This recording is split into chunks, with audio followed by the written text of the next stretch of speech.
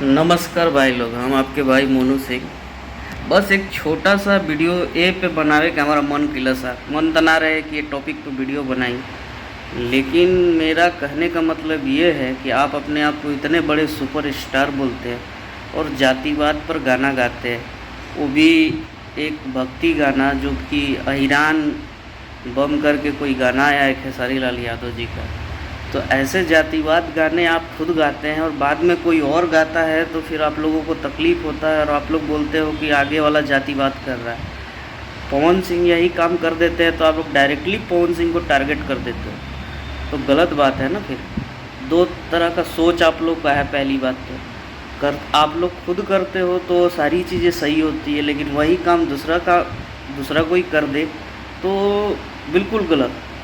फिर आप लोग आके इंटरव्यू में लाइव में आके बहुत सारी बातें बोल जाते हो जो आप लोगों को बोलना भी नहीं चाहिए। फिर ऐसा क्यों? अभी आप लोग जातिवाद को छोड़िए, एक सुपरस्टार अपने आप को आप बोल रहे हैं तो सुपरस्टार की तरह रहिए, सुपरस्टार की तरह गाने गाइए, सुपरस्टार की तरह मूवी बनाइए। अच्छा लगा हो तो लाइक शेयर कमेंट। जय हिंद।